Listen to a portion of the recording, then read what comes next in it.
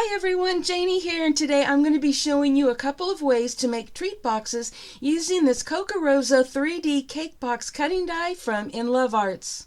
I'm not sure why it's called a cake box because I can tell you it's really not big enough for a piece of cake, but it is the perfect size for candy or jewelry or other goodies. I'm also going to be using some scraps left over from last week's card making video, and if you missed that, I was using this gorgeous Rose Series scrapbook paper from In Love Arts. And I will also be using this elegant white pearl linen cardstock from Paper Temptress, as well as this dark red Basis 80-pound cardstock from Paper Temptress. And I'll be using this scrap piece of Valentine themed scrapbook paper from my stash. Okay, to make these goodie boxes, we are going to be using the cake box cutting die from In Love Arts and the dark red cardstock from Paper Temptress. And I have played around with the coloring on my camera to see if I can get this close to the right color, and that's as close as I can get it. So anyways, as you can see, these are cut down, and I've cut them down to 4 1/4 by 5 1/2. And the reason is because I don't like wasting anything, and it's a perfect fit. And this way I know I'm not wasting anything. So you don't have to do that. You can put it on any size that works for you. But I've got that on there, and I'm just going to buzz this through my Cuddle Bug. And I'm going to do it twice, once here and once here.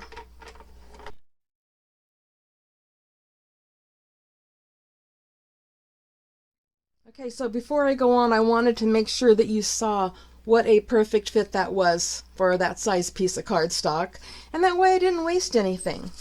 Okay, now we've got two pieces cut out, and I don't know if you can see that, but you can. There are score lines on there that die puts on there, and they are really easy to see and really easy to fold, and I wanted you to see that by how I am folding it here. I mean, those score lines are just right there. Even if you're not sure that you see them, just start folding because they are there. And that's all you have to do. And we're going to do that on both of these. Doesn't matter which order you fold them in. And I also want to point out that if you're going to be doing any decorating, you can do that at any time, even after you've already got it together, because it will fold flat. And if you're using, cardstock with the design on it, you don't have to worry about that. And we're actually going to be showing that both ways here. So let me grab something really quick. I've already cut layers to put on here, and I have already inked the edges with Fired Brick Distress ink because it was the closest match.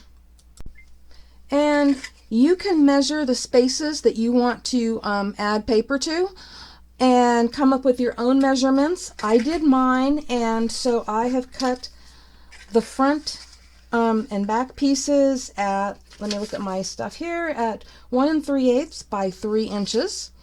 And then I've cut the end pieces at 1 3/8 by 1 3/4. Like I said, you can do your own measuring. You may want different measurements than what I used. So I am just going to be putting these on before I put it together. Like I said, you can put it on after. It really doesn't matter because it will fold flat. Let me see which way I want to do this. I think I want to do it this way.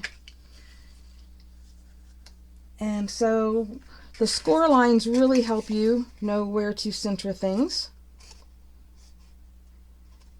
And so I'm going to do this on both of these. Right now I'm just doing it on the one just so that you can see.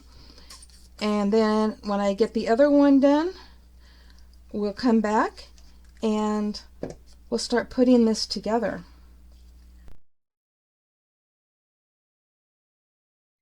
Okay, I've got both of them done, and I don't know if you recognize this, but this is the leftover papers from the Rose paper pack that I used last week when I made these Valentines, and I'm making these boxes to match.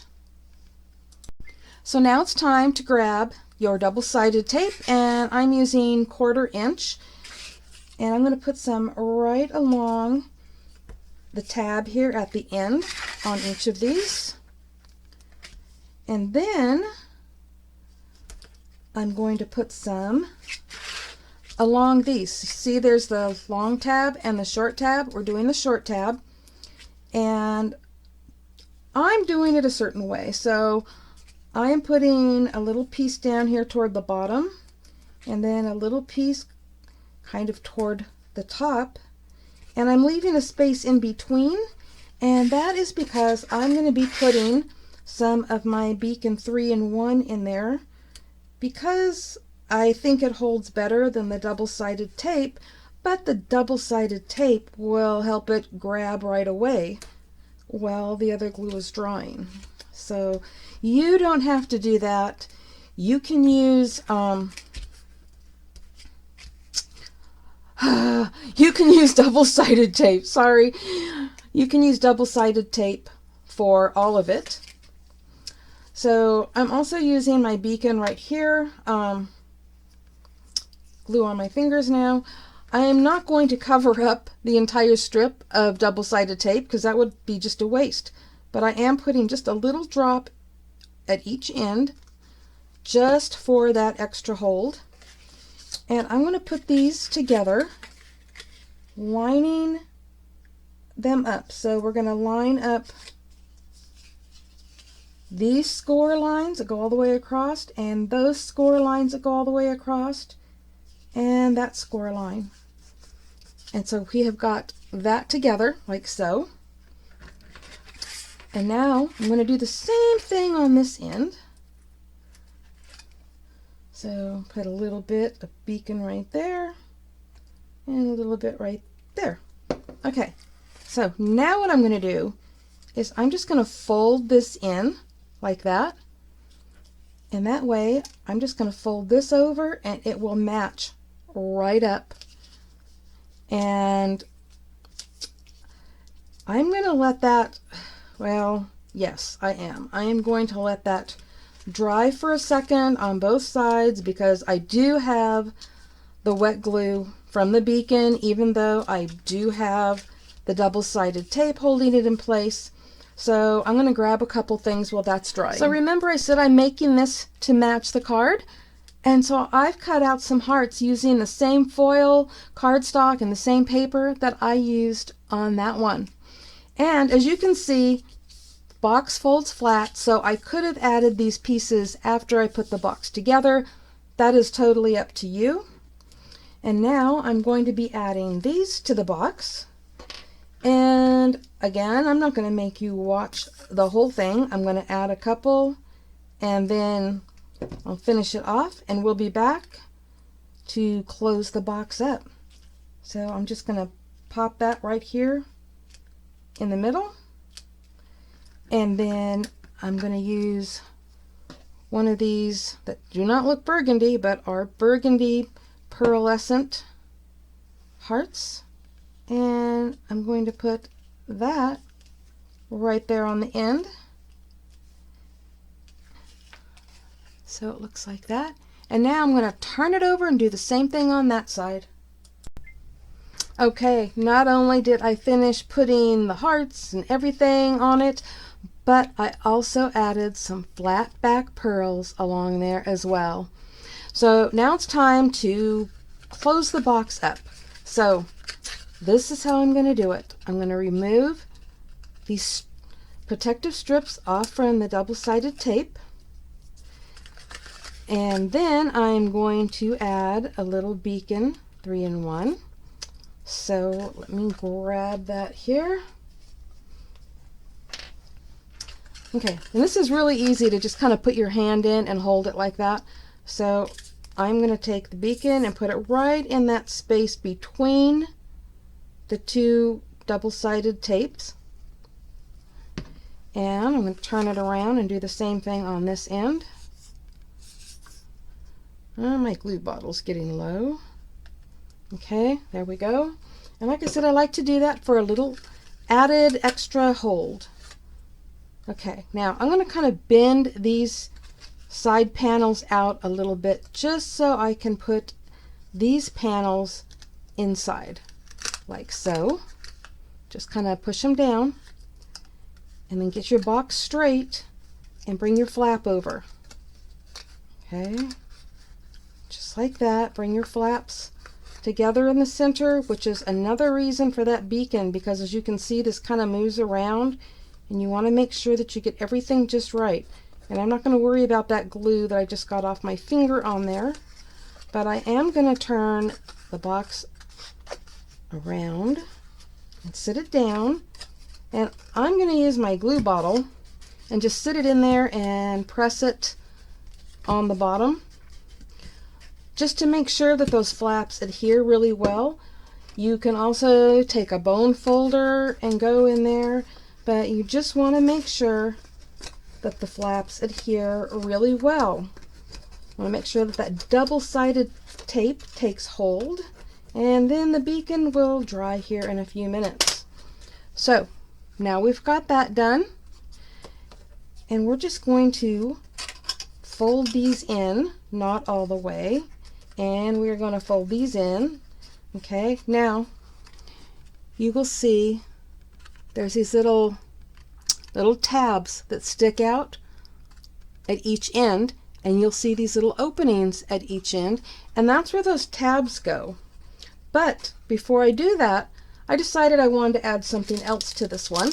So I've got these little flowers, and I'm just going to add one right here to the center, like so.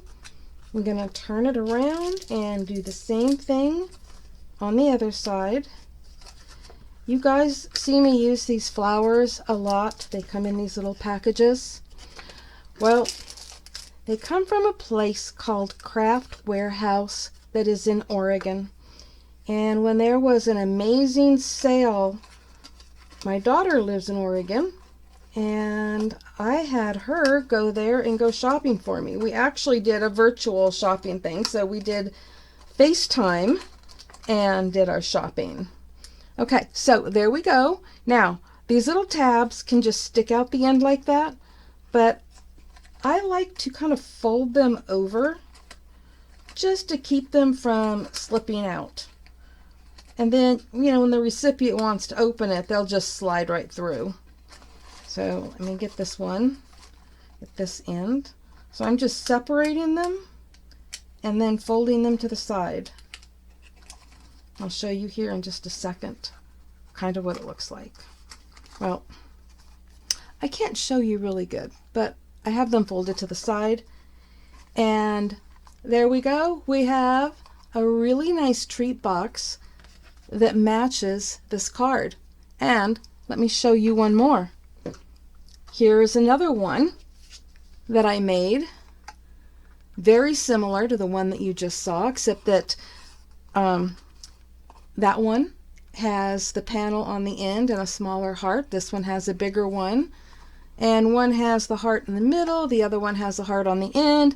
Other than that, they are very similar, and they are made to match the cards, and I love it. Love it, love it, love it. I just used scraps of that rose scrapbook paper that I used last week, and it's awesome. Okay, now I'm going to show you how to make one with patterned cardstock, and we're going to be cutting out a little window in it.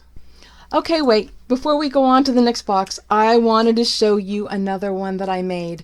So again, this is a card from last weekend where I used the white pearl linen cardstock from Paper Temptress and the gold foil cardstock and the pink pearlescent cardstock and the pink pearls, and I used all of the same things on this box. Isn't it sweet?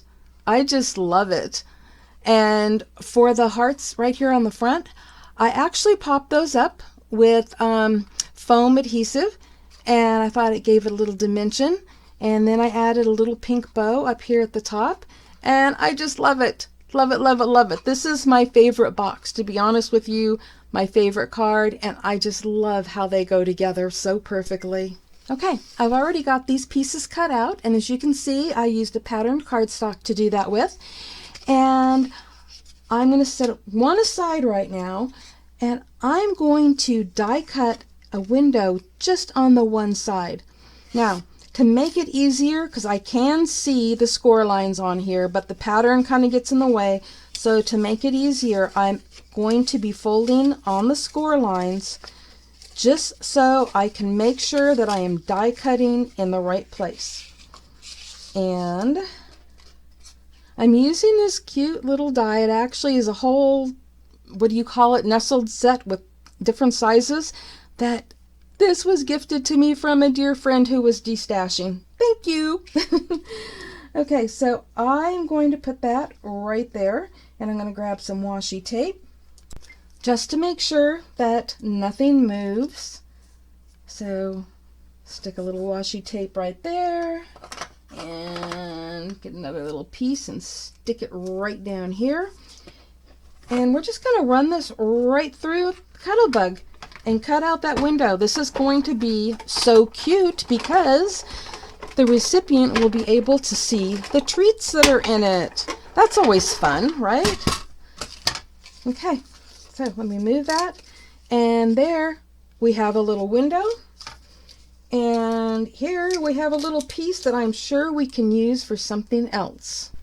Okay, now we can't just leave the window open like that, right? So we are going to need to add a piece of acetate. And for this window, let me look at my measurements. It is 1.5 inches by 3 1/8 inch.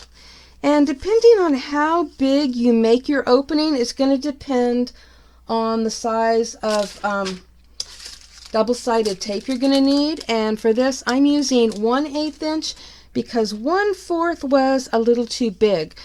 Of course, you could always try putting the tape on before you cut the opening, and it should cut it just perfect. And I had thought of doing that, but I didn't. But it's okay because this 1/8 inch will work just fine. And then the ends are a little bit wider, but I'm still going to put this close to the opening. And I will probably use a little of my Beacon 3-in-1 along there for a little extra hold. So get that on there really good. And then we'll just peel off the protective layer. I think some people call it the release. I don't know what they call it. I'm not going to pretend to know what they call it. I'm just going to call it the protective layer on the double-sided tape.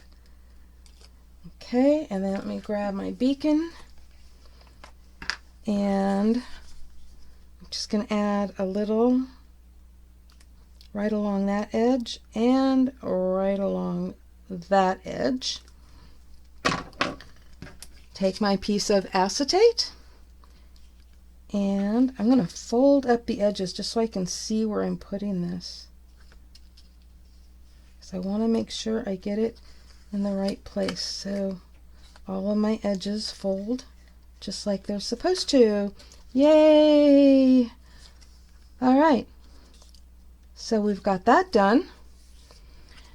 And now I'm just going to put this box together the exact same way we did the other one. So I'm pretty sure you don't need to watch that again. And if you did need to watch it again, feel free to rewind this video or, play it all over again. Because I just don't want to take up your time going through taping and how to put it all together. So I'm going to go put this together and I'll be right back. And here it is finished. I added some red glitter cardstock hearts to it, and on the sides as well, and on the back. And I really think that that's all it needs. So the next thing I want to show you is, even though these boxes aren't big enough for a cake or a cupcake, so I don't know exactly why it's called a cake box, but it is perfect for holding these Lindor chocolates. Yummy! Who wouldn't want to get these, right? So we can put those in there. Let me get things moved around. And look at that. You can see the treats right through the window. I actually love the idea of putting the window in there. So let me get this closed on the ends here. And we'll take another look at it.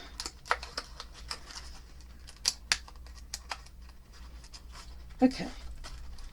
I'm slow, it takes me a minute. But there we go. A sweet little treat box. Don't you just love it? And this is perfect for Valentine's Day, but guess what? It's perfect anytime you want to give somebody something special. And I know Easter is a few months away, but it would be perfect for that as well. Even birthday party little, goodie boxes or something. There's just so many possibilities, and it is just adorable. So there you go. That is how to make those boxes using this die. Well, I don't know about you, but I think having a die that does the cutting and scoring for me definitely makes it a lot easier to make treat boxes and gift boxes. So I'll have a link below in the description box to that die, as well as the other products that I used and some discount codes. I hope this gives you some ideas of your own, including making the little boxes with the cards to match. Let me know below in the comments what you think. And happy crafting, everyone. Bye-bye.